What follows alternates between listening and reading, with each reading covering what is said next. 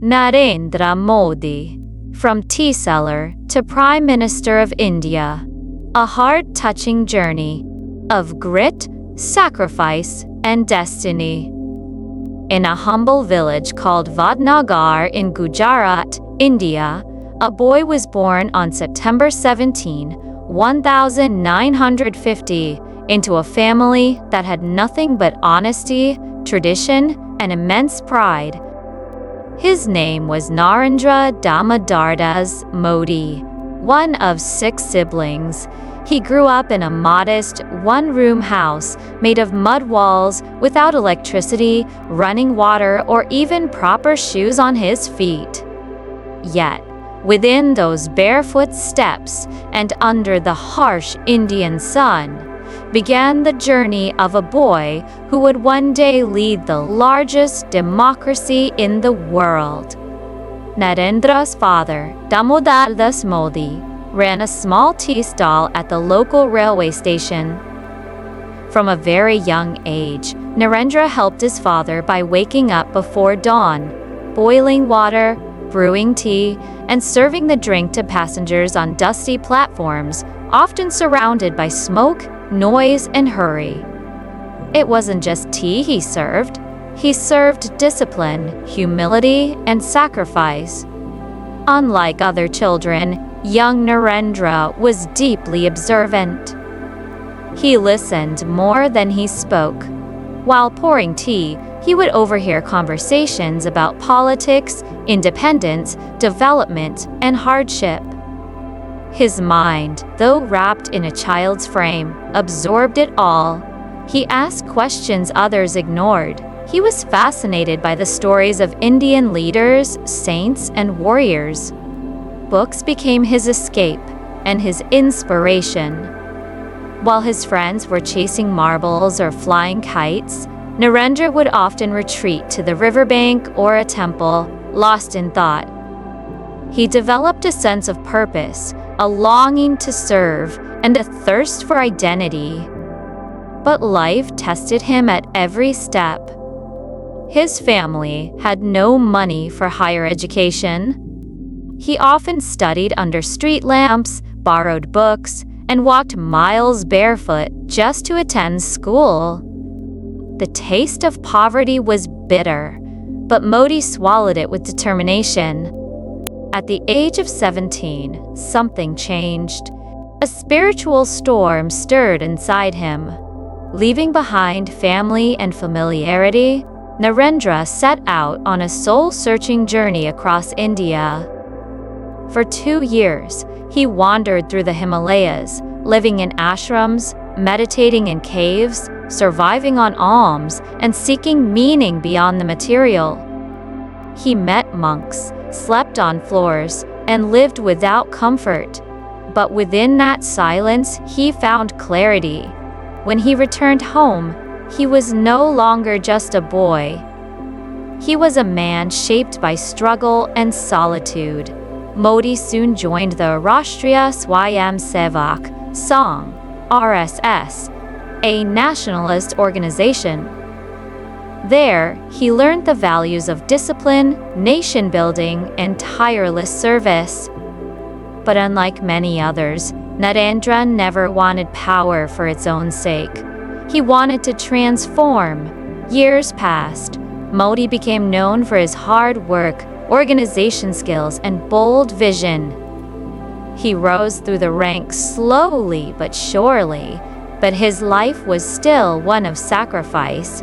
He gave up personal comforts. He never married, never pursued wealth, and rarely even stayed in one place long enough to be known by neighbors. In 2001, Gujarat was rocked by a devastating earthquake. Thousands died. Homes turned to rubble. Chaos reigned. It was then that destiny knocked on Narendra Modi's door. He was made the Chief Minister of Gujarat at one of the most difficult times. He had no prior experience in governance. Critics laughed, media questioned, but Modi didn't speak back. He simply worked, day and night. He traveled to villages, listened to the people, and took tough decisions. In the years that followed, Gujarat transformed. Roads were built, electricity reached far-flung areas, education improved, and investment poured in. But not all was smooth. The 2002 Gujarat riots marked a dark chapter. The violence scarred the state, and Modi was heavily criticized. There were protests, calls for resignation, and worldwide condemnation. Modi remained silent but determined. He focused on rebuilding, healing, and restoring trust. Courts cleared him of direct involvement, but the emotional toll was heavy. Yet he emerged stronger. Between 2002 and 2014, Gujarat's development became a model. Modi gained national attention. His speeches, filled with simplicity and clarity, reached the hearts of common people. He spoke not like a politician, but like one of them because he was. In 2013, Modi was declared the prime ministerial candidate of the Bharatiya Janata Party, BJ. Many dismissed him, a tea seller, leading India, but millions saw their own struggle in his eyes. They saw hope. The 2014 election campaign became a revolution. With the slogan, "Ah Jeen An Whale Hain," good days are coming, Modi reached every corner of India. No private jets, no elite dinners, just tireless rallies connecting with farmers, youth, women, and the poor. His message was simple: if I can rise from nothing, so can you. On May 26, 2014, Narendra Modi took oath as the 14th Prime Minister of India. That moment wasn't just a political win. It was a victory of dreams, of possibility, of every child who had ever been told, "You can't." He wept while taking his first steps in Parliament, bowing down to its steps. "This temple of democracy is where destiny is written," he said. The boy who once sold tea outside train coaches was now steering the locomotive of the entire nation.